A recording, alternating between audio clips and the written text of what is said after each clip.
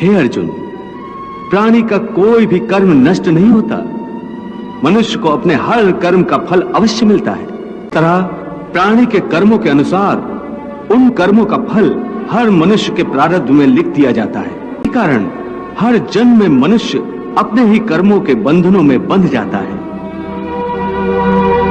इसी कर्म के बंधन में बंध जाने के कारण मनुष्य आवागमन अर्थात जन्म जन्मांतर के चक्रव्यूह में फंसा रहता है। उसे मोक्ष प्राप्त नहीं हो पाता।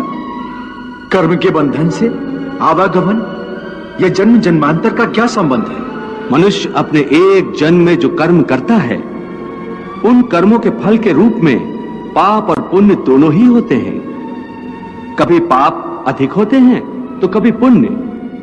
दोनों का दुख सुख भोगते हुए मनुष्य अपने नए जीवन में जो कर्म करता है, उनका हिसाब पाप पुण्य के खाते में नए सिरे से लिख दिया जाता है। इस तरह इन नए कर्मों को भोगने के लिए एक और नया जन्म लेता है और जन्म जन्मांतर का यह सिलसिला लगातार चलता रहता है और मनुष्य की आत्मा का अपने परमात्मा से मिलन नहीं होता, जिसे मोक्ष कहते हैं।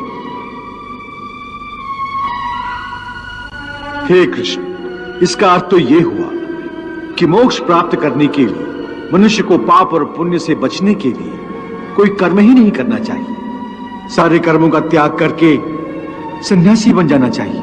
कोई भी मनुष्य अकर्मण्य नहीं हो सकता। कर्म तो उसे हर स्थिति में करना पड़ता है।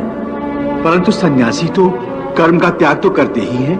हे पार्थ, सन्यासी भी कर्मों का त्याग नहीं करते, न ही कर सकते हैं।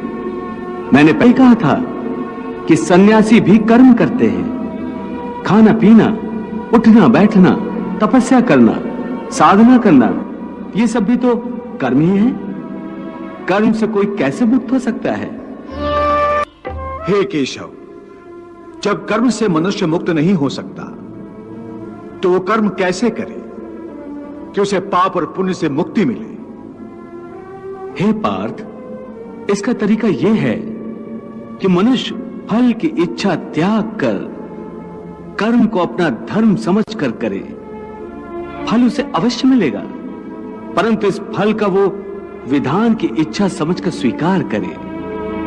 ज्ञानी पुरुष इसी योग को अपनाकर कर्म योगी बन जाते हैं।